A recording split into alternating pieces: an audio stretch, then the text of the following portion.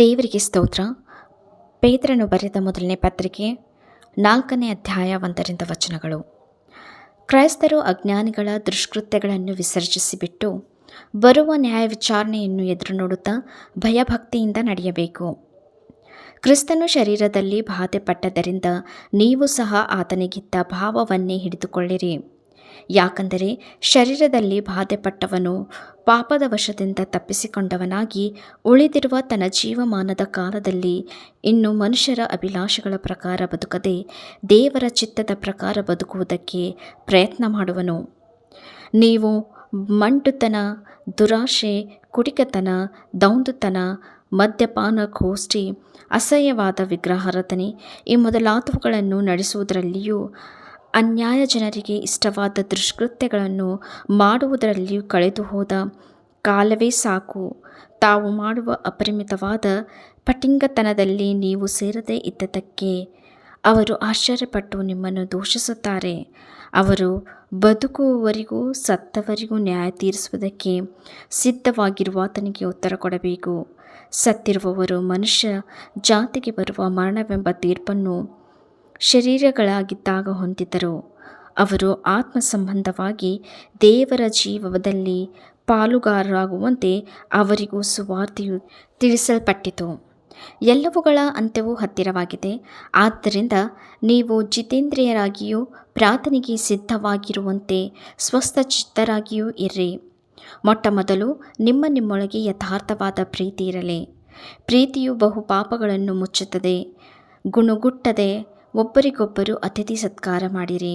ನೀವೆಲ್ಲರೂ ದೇವರ ವಿವಿಧ ಕೃಪೆ ವಿಷಯದಲ್ಲಿ ಒಳ್ಳೆ ಮನೆವಾರ್ತೆಯವರಾಗಿದ್ದು ಪ್ರತಿಯೊಬ್ಬನೂ ತಾನು ಹೊಂದಿದ ಕೃಪಾವರವನ್ನು ಎಲ್ಲರ ಸೇವೆಯಲ್ಲಿ ಉಪಯೋಗಿಸಲಿ. ಒಬ್ಬನು ಬೋಧಿಸುವನಾದರೆ ದೈವೋಕ್ತಿಗಳನ್ನು ನುಡಿಯುವವನಾಗಿ ಬೋಧಿಸಲಿ. ಒಬ್ಬನು ಸಭೆಯ ಸೇವೆ ಮಾಡುವವನಾದರೆ ದೇವರಿಂದ ಶಕ್ತಿಯನ್ನು ಹೊಂದಿದವನಾಗಿ ಮಾಡಲಿ. ಇದರಿಂದ ಎಲ್ಲದರಲ್ಲಿಯೂ ಯೇಸು ಕ್ರಿಸ್ತನ ಮೂಲಕ ದೇವರಿಗೆ ಸ್ತೋತ್ರ ಉಂಟಾಗುವುದು. ಯೇಸು ಕ್ರಿಸ್ತನಿಗೆ ಅಧಿಪತ್ಯವೂ ಘನವೂ ಯುಗಯುಗಾಂತರಗಳಲ್ಲಿಯೂ ಇರುವವು. ಆಮೆನ್. ಪ್ರಿಯರೇ, ನೀವು ಪರಿಶೋಧನೆಗಾಗಿ ಪುಟಕ್ಕೆ ಹಾಕಲ್ಪಟ್ಟದ್ದಕ್ಕೆ ಆಶ್ಚರ್ಯಪಡಬೇಡಿರಿ. ವಿಪರೀತವಾದ ಸಂಗತಿ ಸಂಭವಿಸಿತೆಂದು ಯೋಚಿಸಬೇಡಿರಿ. ಆದರೆ ನೀವು ಎಷ್ಟರ ಮಟ್ಟಿಗೆ ಕ್ರಿಸ್ತನ ಬಾಧೆಗಳಲ್ಲಿ ಪಾಲುಗಾರರಾಗಿದ್ದೀರೋ ಅಷ್ಟರ ಮಟ್ಟಿಗೆ ಸಂತೋಷವುಳ್ಳವರಾಗಿರಿ. ಆತನ ಮಹಿಮೆಯ ಪ್ರತ್ಯಕ್ಷತೆಯಲ್ಲಿಯೂ ನೀವು ಸಂತೋಷಪಟ್ಟು ಉಲ್ಲಾಸಗೊಳ್ಳುವಿರಿ. ನೀವು ಕ್ರಿಸ್ತನ ಹೆಸರಿನ ನಿಮಿತ್ತ ನಿಂದೆಗೆ ಗುರಿಯಾದರೆ ಧನ್ಯರೇ. ತೇಜೋಮಯವಾದ ಆತ್ಮನಾಗಿರುವ ದೇವರಾತ್ಮನು ನಿಮ್ಮಲ್ಲಿ ನೆಲೆಗೊಂಡಿದ್ದಾನಲ್ಲ. ನಿಮ್ಮಲ್ಲಿ ಯಾವನಾದರೂ ಕೊಲೆಗಾರನೂ ಕಳ್ಳನೂ ದುಷ್ಟನೂ ಪರಕಾರ್ಯಗಳಲ್ಲಿ ತಲೆಹಾಕುವವನೂ ಆಗಿದ್ದು ಶಿಕ್ಷಾಪಾತ್ರನಾಗಬಾರದು. ಆದರೆ ಕ್ರೈಸ್ತನಾಗಿ ಬಾಧೆಪಟ್ಟರೆ ಅವನು ನಾಚಿಕೆ ಪಡದೆ ಆ ಹೆಸರಿನಿಂದಲೇ ದೇವರನ್ನು ಘನಪಡಿಸಲಿ. ನ್ಯಾಯ ವಿಚಾರಣೆ ಸಮಯ ಬಂದದೆ. ಆ ವಿಚಾರಣೆಯು ದೇವರ ಮನೆಯಲ್ಲಿಯೇ ಪ್ರಾರಂಭವಾಯಿತಲ್ಲ.